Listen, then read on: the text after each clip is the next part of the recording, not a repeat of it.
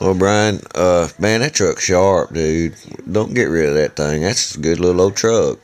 And I like Ford. I've had a Ford, I had a little Ranger, and what else was that I had? That little old Courier. I had a Courier. That little old Courier was something else, boy. It was a little monster. I mean, it was ugly, but, it's cool. I digged it. It's alright. But thing is, I don't want to give it, trade it or sell it to anybody I know because it's got a few problems. For some reason, they left silencer springs or whatever you want to call them out of the calipers. So I have to put those on because those things are just chattering away when you ride down the road. You can hear them rattling. And then, well, I haven't titled it yet because I just got too many other things. You see what I'm doing every day. I just keep taking and turning and turning and turning every time I get. Yeah, it's how I do it. Yeah, it's just sits pretty much. But my truck really good. It's got that busted front windshield on it, and what else? Well, it's got ice cold air. It's got a really good stereo in it. It's got 140 something thousand miles on it. 48 or something. I've wrote it. You've seen it on Craigslist, I guess. I don't know if you, maybe when I listed it, but what I was going to do, and that's where that boy went and flagged me. So I ain't fooling with it right now because just let them all die off, get rid of them, let them do their thing. I'll probably try again, but yeah, I'm looking for some more guns, because, well, oh, you never know, the shit might hit the fan, and I'm planning on some people coming, and I got a very large piece of property that I can't protect by myself. See, that's why I don't mind you and Savage and Raptor and Craze. I got room. It's just a matter of trying to find a nail to hang y'all on. Yeah, that's about it. But it's going.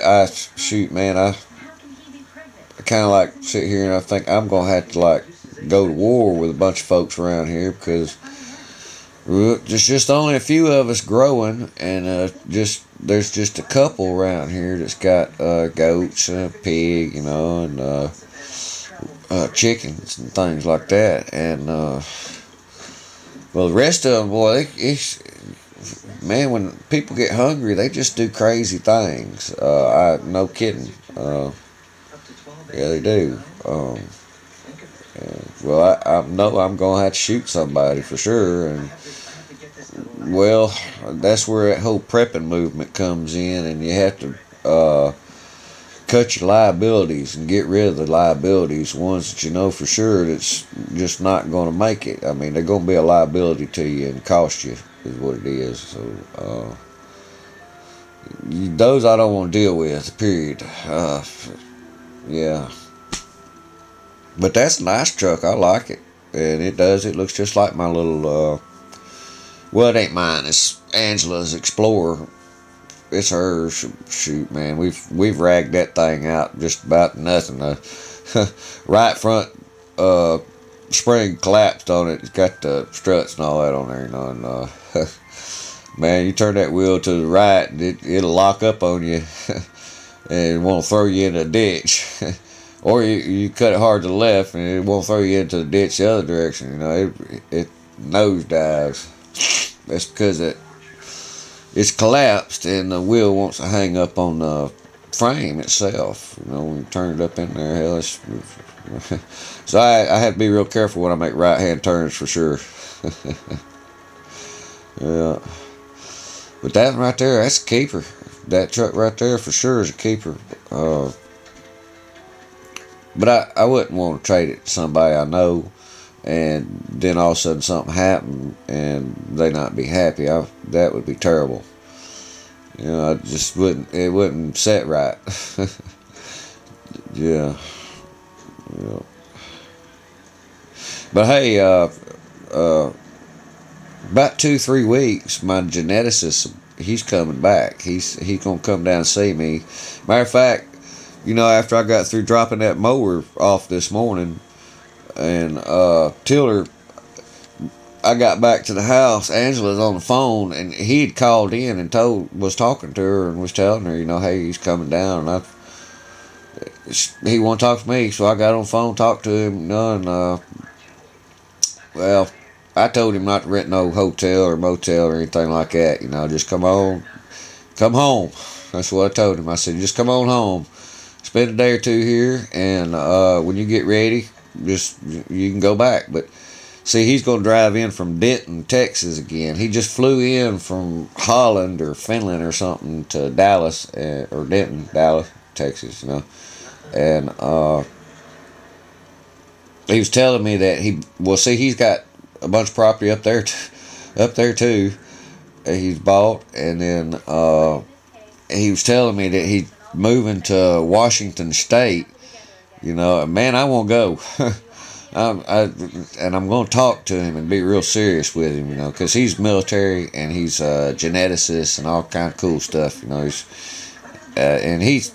Man, when you see this guy, you wouldn't believe it. He doesn't look military at all. He got earrings in his ears, got a beard and all kind of cool stuff. You know, he's really cool. And well, he's gonna help get this tilapia thing and my shrimps and everything. He's real, you know, interested in everything. Man, he just told me straight up. He said, "Look, Lee, don't stress. Don't you and Angela, y'all don't kill yourself. Don't stress yourself out and all that. I see what you're doing and everything that you're doing out there." And he said, "You know, hey, you've more than well made up to me so far, and I'm not worried." It's pretty much what it was. And man, you just can't help but like somebody like that. You know, I'm not dealing with a bank.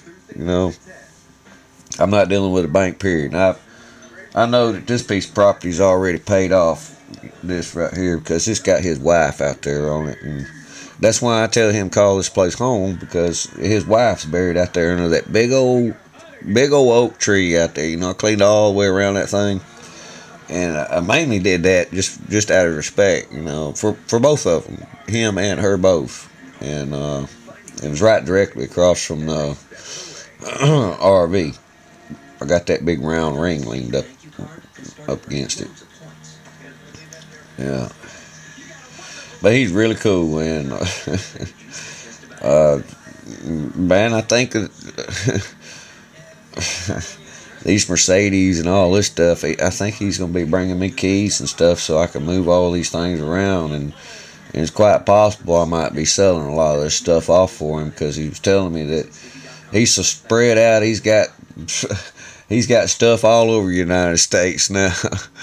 And well, I'm not going to fool with his Conex box, period. That's his personal stuff. And all that stuff that's in the barn and in that little shed over there, well, it's pretty much ruined and going to pot. And oh Lordy, but he coming home. Yep. Pretty much. That's cool. And yeah, you know, I know y'all might sneak a peek in there on my videos, but when I'm talking to my niece and all that, I'm just being flat out honest. You know, it's things that, you know how people lie? They don't want you to know the past and all that. Well, that's true. And I get tired of being, well, what they're doing to me is making me out to be the bad guy, and I never in my life had any problems. They were always the problem child. And that's pretty much why I never went around them anymore. I didn't want to be around them, period. Especially after Mom died and I went to jail. Golly, man, it was like every time I turned around, I was glad to get back to Texas. And then when I went to my dad's, I visited him for about a week, and I'd back up in Dallas again, going back at work. Yeah.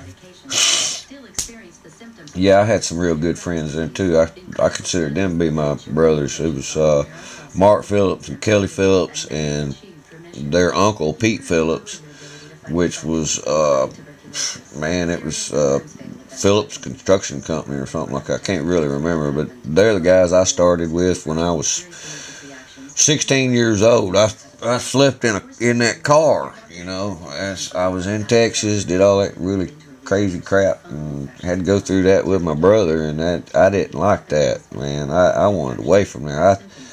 Because that was a little bit of experience of seeing my dad all over again, and I just didn't like it.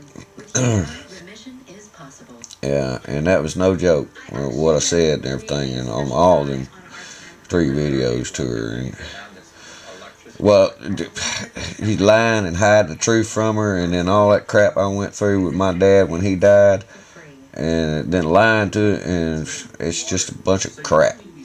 So, you know, I'm just tell it like it is to him. So, and generally I'm not like all bugger and all that, but I just get so irritated that it comes out, you know. And then when they're not on my mind, like, you know, I carry on my day and just go on naturally. As a matter of fact, I met so many people today while I was out delivering that mower. I met a guy that had errands, and he's gonna become my customer. Sure enough, because we talk, I had that mower on the back. He was in front of me at the gas pump. I just went up there and just started up a conversation with him because I wanted to look at his mower and see how that dozer blade I got would mount up on it, you know. And man, I don't know. I'm gonna have to do some rigging to get it on my little deer. That'd be cool. Yeah, man, it's gonna be long. I had a really good video I was trying to push up there, and I was making it good for Jim Foreman. He likes to watch my videos too. And well, let me cut this off and I'll start another one. And plus I can't breathe. I got to go in there and do something.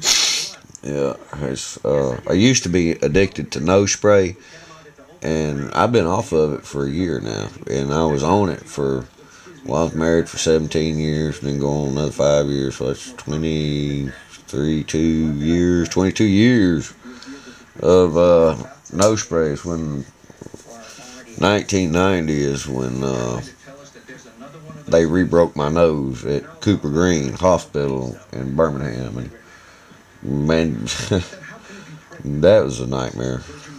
Yep. All right, peace. Nanny, Shazbot, all that other good shit.